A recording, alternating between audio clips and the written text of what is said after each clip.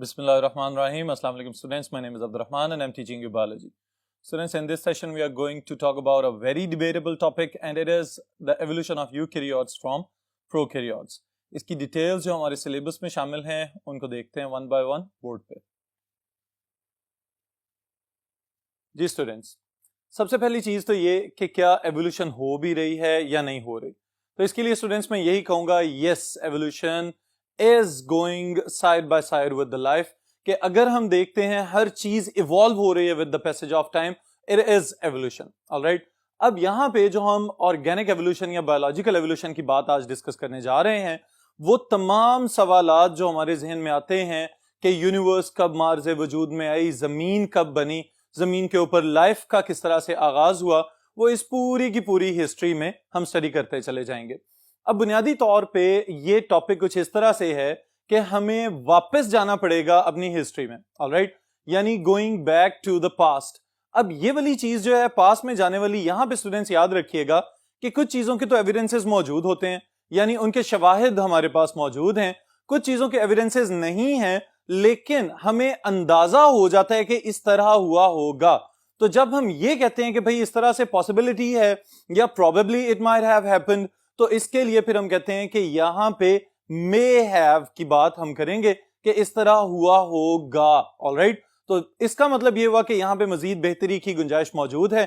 अगर एविडेंसेस मिल जाएं तो फिर हम इसको पक्का कर देंगे, और अगर एविडेंसेस नहीं मिलेंगे तो फिर हम इसके अगेंस्ट कोई और नया प्रपोजल, कोई और नया हाइपोथेसिस पुट कर देंगे. ऑलराइट, तो अभी तक जो चीजें जिनके हमारे पास एविडेंसेस मौजूद हैं उनकी डिस्कशन करते हैं. सबसे पहली चीज students, evolution of eukaryotes from prokaryotes की बात हम करें अगर, तो हमें पता चलता है कि अभी भी जमीन के ऊपर जो प्रोकैरियोट्स हैं वो बहुत ही सिंपल लाइफ्स गुजार रहे हैं. बहुत ही सिंपल लाइफ से क्या मुराद है कि बैक्टीरिया में मल्टी सेलुलर ऑर्गेनाइजेशन अभी तक डेवलप नहीं हो सकी.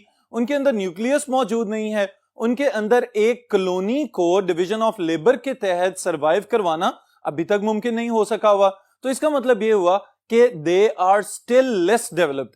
और जब हम लेस डेवलप्ड की बात करते हैं तो फिर हमें इसको रिलेट करना पड़ता है विद द एवोल्यूशन के prokaryotes primitive type of organisms हैं, जबकि उनके मुकाबले में यूकैरियोट्स जो हैं they have evolve from the prokaryotes, लेकिन कदरे ज्यादा organised division of labour develop कर चुके हुए हैं और प्रोकैरियोट्स की निस्बत बहुत ही एडवांस फीचर्स इनके अंदर मौजूद हैं. तो अगर सबसे पहली बात की जाए, आपके लिए बहुत इंपॉर्टेंट शॉर्ट क्वेश्चन भी है, it is about the hydrothermal vents. अब ये हाइड्रोथर्मल वेंट्स क्या चीज है स्टूडेंट्स, इसको समझ लें जरा. साइंसदानों का ये ख्याल है कि according to the big bang theory, जब हम देखते हैं कि जमीन जो है वो सूरज से अलहदा होती है, और सूरज से अलहदा होने के बाद चूंकि ये एक बहुत ही गर्म किस्म का गोला बना हुआ था, तो Aahista Aahista Aahista with the passage of time ये ठंडा होना शुरू हो गया. सरफेस तो ठंडी है लेकिन core of the earth is still hot. अब जेरे आब यानी समंदरों की तह में बहुत सारी जगहों पे बहुत सारे इस तरह के फिशर्स या क्रैक्स मौजूद हैं, या वो जगह जहां पे टेक्टोनिक प्लेट्स आपस में जुड़ रही हैं, वहां पे किसी ना किसी मूवमेंट की वजह से हीट को मौका मिल जाता है कि वो ऊपर की जानिब ट्रेवल करना शुरू कर दे. अब जहां जहां से ये हीट पानी के अंदर ट्रेवल करके आती है उस चीज को हम कहते हैं that is the hydrothermal vent, यानी कि गर्म पानी की गुजरगाहें. अब स्टूडेंट्स यहां पे याद रखिएगा, इनको फर्दर डिफरेंशिएट किया जाता है इनटू ब्लैक हाइड्रोथर्मल वेंट्स या ब्लैक फिशर्स या ब्लैक स्मोकी वेंट्स या फिर इसी तरह व्हाइट वेंट्स. अब इन दोनों कंसेप्ट्स में भी साइंसदानों का ख्याल ये है कि जो व्हाइट वेंट्स हैं वहां से जिंदगी का आगाज हुआ. वहां पे जिंदगी का आगाज किस तरह से पता चला हमें, यहां पे स्टूडेंट्स एक टर्म यूज की जाती है जिसे हम कहते हैं प्राइमोर्डियल सूप. ऑलराइट, अब ये जो प्राइमोर्डियल सूप है ये क्या चीज है? प्राइमोर्डियल सूप बुनियादी तौर पे वो ब्रॉथ या वो यखनी है जिसके मुतालिक साइंसदानों का ये ख्याल है कि जब जमीन के ऊपर लाइफ को पैदा करने वाली खसूसियात पैदा हो रही थी, तो उस वक्त यहां पे यानी इस सूप के अंदर वो तमाम न्यूट्रिएंट्स मौजूद थे. इवन के साइंसदानों का ये भी ख्याल है कि आरएनए के न्यूक्लियोटाइड्स के भी जो रॉ सब्सटेंसेस हैं वो यहां से अवेलेबल हुए, और फिर इस तरह से बायोलॉजिकल मॉलिक्यूल्स का आगाज हुआ that later on developed into the simplest life form that were the prokaryotes. और उन प्रोकैरियोट्स में जो सबसे पहले इवॉल्व होने वाला जानदार है दे आर आर्कीबैक्टीरिया और आर्कियोबैक्टीरिया. अब स्टूडेंट्स अगर हम हाइड्रोथर्मल वेंट्स को डिफाइन करना चाहें, we can define it, life may have begun deep in the oceans in underwater hot springs called hydrothermal vents. اگر اس کو ہم لفظی ترجمہ اس کا کرنا چاہیں تو ہم یوں کہہ سکتے ہیں کہ زیر آب سمندروں کی تہ میں گرم پانی کے چشمے ہیں اور وہاں سے زندگی کا آغاز ہوا ہے. Alright students, these vents could have supplied the energy and raw material for origin and survival of life forms. اور یہ والا جو کمبینیشن ہے اسی کو میں نے ابھی نام دیا ہے primordial soup یا پھر broth of the life, کہ جہاں سے زندگی کا آغاز ہوا. اس کے بعد اسٹوڈینٹس آرکیبیکٹیریا کا ذکر یہاں پہ کیا جا رہا ہے. یہ کیوں ذکر کیا جا رہا ہے کہ یہ وہ آرگنزمز ہیں جو وقت گزرنے کے ساتھ ساتھ ابھی تک سب سے کم ایوالو ہوئے ہیں, یعنی ان کے اندر ہمیں بہت کم تبدیلیاں آتی ہوئی نظر آئی ہیں. اسی وجہ سے ان کو ہم کہتے ہیں دیز آر ایکسٹریموفائلز, کہ ایکسٹریم کنڈیشنز میں موجود ہیں لیکن ابھی تک تبدیل نہیں ہوئے. تو یہ والا جو گروپ ہے 120 ڈگریز سیلسیس ٹیمپریچر تک اگر سروائیو کر سکتا ہے تو اس کا مطلب یہ ہوا کہ یہ جاندار, ان کے متعلق ہم یہ assumption قائم کر سکتے ہیں, ہم یہ statement ڈیلیور کر سکتے ہیں کہ ہو سکتا ہے یہ جاندار اس وقت زیر زمین وینٹس میں موجود تھے, زیر آب وینٹس میں موجود تھے, جو کہ آہستہ آہستہ آہستہ ابھی تک چلتے چلے آ رہے ہیں اور ڈیوائڈ کرتے ہیں, ریپروڈیوس کرتے ہیں, لیکن ایوالو بہت ہی کم ہوتے ہیں.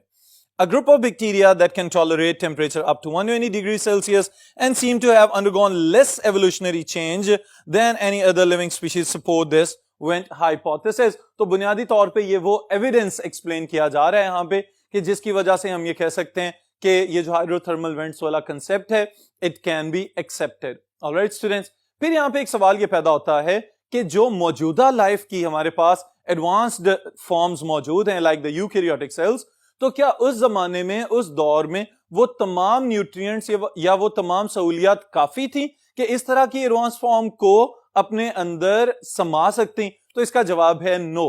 اسی وجہ سے پھر کیا ہوا کہ نیوٹرینٹس آہستہ آہستہ آہستہ کم ہوتے چلے گئے, لائف فارم زیادہ سے زیادہ ڈائیورس ہوتی چلی گئی. تو پھر کیا ہوا کہ فوٹوسنتھیٹک موڈ آف نیوٹریشن یعنی کہ آٹوٹروفک موڈ آف نیوٹریشن کو ایوالو کیا گیا. تو اس ایوولوشن کی بیک اینڈ پہ کون موجود ہے؟ Nature. That is favouring the survival and the existence of the life. جی اسٹوڈینٹس, اب لائف کی ایگزسٹنس اور سروائیول کے لیے اگر ہم ابھی بھی موجودہ فوڈ چینز یا فوڈ ویبس کو دیکھتے ہیں تو ہمیں پتا چلتا ہے every one is dependent on the producers. تو پروڈیوسرز کے لیے بھی یہاں پہ اسٹوڈینٹس دو علیحدہ علیحدہ سے گروپس کو میں ڈیفرینشیٹ کر کے ایکسپلین کرنے لگا ہوں. فوٹوسنتھسس ایوالو تو ہوئی, لیکن فوٹوسنتھسس ایوالو ہونے کے ساتھ ہی اسٹڈی کرنے کے بعد ہمیں یہ پتا چلا کہ جو ارلی آٹوٹرفس تھے they were not using water. چونکہ پانی کے اندر سے ہی لائف کا آغاز ہوا ہے, لیکن اس وقت تک ابھی تک جو سب سے پرانی پروکیریوٹک فوٹوسنتھیٹک فارمز یا وہ آرگنزمز جن میں فوٹوسنتھسس کو اسٹڈی کیا گیا ہے, ان کو جب دیکھا گیا تو پتا چلا they are not using water. تو اس بات سے ہی یہ رائے قائم کی گئی کہ ہو سکتا ہے پرانے زمانوں میں جاندار پانی کو استعمال ہی نہ کرتے ہوں, وہ ہائیڈروجن سلفائڈ کو یوز کیا کرتے تھے اور اس میں سے ہائیڈروجن کو ایکسٹریکٹ کرتے تھے کاربن ڈائی آکسائڈ کو ریڈیوس کر کے شوگرز میں کنورٹ کرنے کے لیے. تو یہ والی جو ٹائپ ہے اس کو ہم کہتے ہیں این آکسیجینک اور سلفوجینک ٹائپ آف فوٹوسنتھسس, یعنی فوٹوسنتھسس کی وہ قسم جس میں سے آکسیجن خارج ہی نہیں ہو رہی. کیونکہ ہمارا کنسپٹ کیا ہے کہ فوٹوسنتھسس وہ پروسیس ہے جس میں ہمیشہ oxygen as a by product release ہوتی ہے اور پھر اس کے بعد ہم اس کو انہیل کر لیتے ہیں, اور باقی اینیملز یا ہیٹروٹرفز ہیں وہ بھی اس آکسیجن کو خوراک کو آکسیڈائز کرنے کے لیے استعمال کرتے ہیں. تو the early life forms they were not using water, they were using hydrogen sulfide instead. Alright students, پھر اسی کے ساتھ جو آکسیجینک فوٹوسنتھسس ہے اس کی ڈسکشن اگر کی جائے تو یہ ہمارے والی فوٹوسنتھسس یعنی جس کو ہم نے سب سے زیادہ اسٹڈی کیا ہوا ہے کہ واٹر اور کاربن ڈائی آکسائڈ کو ریئیکٹ کروائیں تو آکسیجن واٹر سے لبریٹ ہوگی اور واٹر کی ہائیڈروجن کو استعمال کیا جائے گا کہاں پہ؟ ٹو ریڈیوس دا کاربن ڈائی آکسائڈ, اور پھر اسے G3Ps یعنی ٹرائیوزز اور بعد میں پھر کمپلیکس کاربوہائیڈریٹس بنا لیے جائیں گے. Alright students, so this is oxygenic photosynthesis.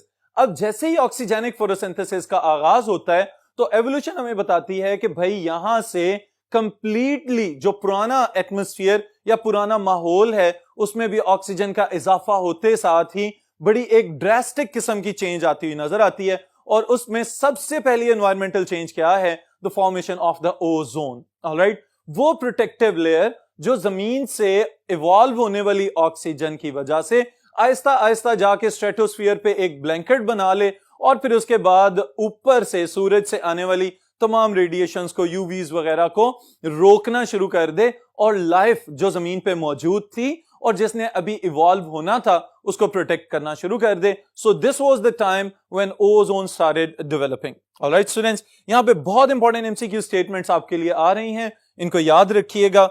Enough protective ozone was developed almost 420 million years ago.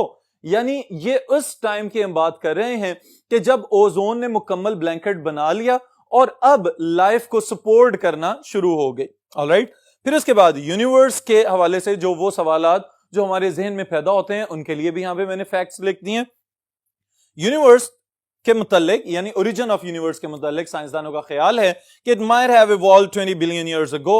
और इसका किस तरह से पता चलता है? गैलेक्सीज की स्टडी से. और वो तमाम शहाबे साकिब जो जमीन की जानिब आते हैं अपने अपने ऑर्बिटल्स वगैरह को क्रॉस करते हुए या उनके बैरियर्स को तोड़ते हुए, उनकी स्टडीज से साइंसदानों ने अभी ये ख्याल लगाया हुआ है कि हो सकता है कि सारी कायनात जो है वो 20 बिलियन साल पहले बनी हो, लेकिन हमारे रिलीजियस पॉइंट ऑफ व्यूज बिल्कुल डिफरेंट हो सकते हैं. अब फिर स्टूडेंट्स उसके बाद जमीन जो है वो 4.5 बिलियन ईयर्स अगो पहले कायम हुई. इसी तरह लाइफ के मुतालिक अगर हम ये बात करें, लाइफ कब स्टार्ट हुई, इसके लिए आपने याद रखना है 4 बिलियन ईयर्स अगो. अब दो स्टेटमेंट्स जो आपकी किताब की हैं इनको आपने जरूर याद रखना है एमसीक्यूज के लिए भी और इंफॉर्मेशन के एतबार से भी, कि the first simplest prokaryotic cells they might have evolved 3.5 billion years ago. और इसी तरह जो यूकैरियोट्स हैं they have evolved 1.5 billion years ago. उसके बाद से यानी पहले प्रोकैरियोट्स थे, फिर उसके बाद यूकैरियोट्स के ओरिजिन से अभी तक फर्दर हमें सारी की सारी डेवलपमेंट होती हुई नजर आ रही है. इसका मतलब यह हुआ कि now it is the time to cross the transition from the prokaryotes to the eukaryotes. इसके मुतालिक साइंसदानों ने कुछ हाइपोथेसिस या थ्योरीज कायम की हुई हैं, जिसमें से the most accepted is the endosymbiont hypothesis. जी students, now what is endosymbiont hypothesis? Endo यानी कि किसी जगह पे सेल के अंदर की जानिब कोई चेंज आ रही है, और फिर उसके बाद सिम्बायोंट, इसका मतलब यह है कि कोई दो मुख्तलिफ एंटिटीज, ऑर्गेनिजम्स या ऑर्गेनल्स या पार्ट्स एक साथ रहना शुरू हो रहे हैं. तो इस वजह से इसको हम कहते हैं दिस इज एंडोसिम्बायोंट हाइपोथेसिस. इसको मैं डिफाइन करता हूं पहले आपके लिए. Eukaryotic cell might have evolved when a large anaerobic amoeboid prokaryotic ingested small aerobic bacteria and stabilize them instead of digesting them. अब स्टूडेंट्स यहां पे काबिल गौर बात यह है कि जिस एंसेस्टर की हम बात कर रहे हैं है वो amoeboid और साथ ही साथ क्या है anaerobic और साथ ही साथ क्या है प्रोकैरियोटिक. तो ये डिफरेंट फीचर्स हैं जिनकी खसूसियात वाले जानदार अभी हमें जमीन के ऊपर नजर नहीं आते, क्योंकि जो मौजूदा दौर के प्रोकैरियोट्स हैं उनके पास तो सेल वॉल्स मौजूद हैं. कुछ इस तरह के हैं कि उनके ऊपर बहुत ही थिन सेल वॉल्स मौजूद हैं, but they still do not show the amoeboid features. Alright, और फिर इसी तरह अमेबॉइड का मतलब क्या है? अमेबा लाइक, यानी जिसकी कोई भी फिक्स्ड शक्ल ही ना बन रही हो और सुडोपोडिया की तरह की प्रोजेक्शंस बनाते हो. तो यहां पे ये बात काबिल गौर है कि वो जो इंसेस्टर था वो था तो अमेबॉइड एनारोब, लेकिन उसने अपने इर्द गिर्द मौजूद एनवायरनमेंट में से किसी एरोबिक ऑर्गेनिज्म को इंजेस्ट कर लिया, और वो एरोबिक ऑर्गेनिज्म जिसको अब हम माइटोकॉन्ड्रिया के नाम से जानते हैं. साइंसदानों का ये ख्याल है कि हो सकता है माइटोकॉन्ड्रिया भी अपने दौर का कोई एक डिफरेंट टाइप का ऑर्गेनिज्म हो, लेकिन इस बड़े सेल ने चूंकि उसको निगल लिया और निगलने के बाद इसने उसको अपने अंदर पनाह दे दी, बजाय इसके कि उसको फौरी तौर पे एंडोसाइटोज करके उसकी डाइजेशन कर दी जाती, बड़े मॉलिक्यूल से छोटे मॉलिक्यूल्स में कन्वर्ट करके उसका काम ही तमाम कर दिया जाता. लेकिन ये नहीं किया गया, बल्कि माइटोकॉन्ड्रिया ने उसे उसके अंदर रहने की या पनाह हासिल करने का टैक्स पे करना शुरू कर दिया in the form of ATP. तो चूंकि एनर्जी ही हर ऑर्गेनिज्म के सर्वाइवल के लिए जरूरी होती है, तो यहां पे इस प्रोकैरियोट को ये एनर्जी माइटोकॉन्ड्रिया ने बना बना के देना शुरू कर दी. ऑक्सीजन की मौजूदगी में इसने ग्लूकोज को मेटाबोलाइज किया और एटीपीज बनाए, जिसकी वजह से ये कहा जाता है कि इसने इसको स्टेबलाइज कर दिया, अपने अंदर रहने की इजाजत दे दी, बजाय इसके कि ये उसको खा जाता. फिर इसी तरह स्टूडेंट्स दूसरा जो ऑर्गेनल मौजूदा दौर का है दैट इज क्लोरोप्लास्ट. इसके मुतालिक भी साइंसदानों का ये ख्याल है कि क्लोरोप्लास्ट जो है ये पुराने दौर के साइनोबैक्टीरिया थे जो इंडिविजुअल लाइव्स गुजारा करते थे, लेकिन फिर क्या हुआ, इसी तरह के किसी बड़े अमेबॉइड सेल ने उनको भी निगल लिया और उन्होंने अपने फोटोसिंथेसिस का अमल जारी रखा और बाद में इवॉल्व होते होते एडवांस होते होते ये मौजूदा दौर के जो क्लोरोप्लास्ट हैं ये हो सकता है कि उसी तरह के किसी एंसेस्टर की पैदावार हो। तो ये बुनियादी तौर पे इन्हीं दो ऑर्गेनल्स को हम क्या कहते हैं, एंडोसिम्बायोट्स, या कौन से ऑर्गेनल्स हैं कि जो सेल के साथ एंडोसिम्बायोटिक फीचर्स शो कर रहे हैं।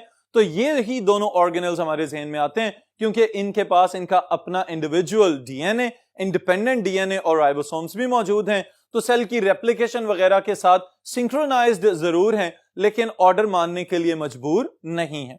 ऑलराइट स्टूडेंट्स, फिर उसके बाद एक बिल्कुल ही यूनिक डिफरेंट सा यहाँ पे कैरेक्टर या एक डिफरेंट assumption या हाइपोथेसिस है, that is about the origin of flagella. यानी फ्लैजेला क्या है? The locomotory organ. यानी साइंसदानों ने ऑब्जर्व किया कि जैसे यूग्लिना या क्लेमारोमोनास वगैरह हैं, इनके अंदर जो लोकोमोटरी स्ट्रक्चर्स हमें नजर आते हैं, they are flagella, the whiplash like structures. Alright, अब ये जो स्ट्रक्चर्स हैं इनकी वजह से ये यूनिसेलुलर ऑर्गेनिजम्स हरकत करते हुए तो नजर आते हैं, लेकिन इसके मुतालिक जो हाइपोथेसिस कायम किया गया है वो क्या है कि बिल्कुल उसी तरह के जैसे प्रीवियस कंसेप्ट हम स्टडी करके आए हैं, यहां पे भी साइंसदानों का ख्याल है कि कोई स्पाइरोकीट की तरह का इलोंगेटेड सा जिगजैग फैशन वाला बैक्टीरियम था और उस बैक्टीरिया को एनगल्फ किया किसी सेल ने और मुकम्मल तौर पे एनगल्फ ना करने की वजह से उसकी उस हरकत से फायदा उठाना शुरू कर दिया। तो इसको कहा जाता है कि this is a concept of origin of flagella, लेकिन इसको फौरी तौर पे ही रिजेक्ट कर दिया गया जैसे इसको प्रेजेंट किया गया, क्योंकि इस कंसेप्ट को समझने के लिए कोई भी इस तरह का लॉजिक या एविडेंस डेवलप ही नहीं किया जा सकता। तो that's why it was completely rejected.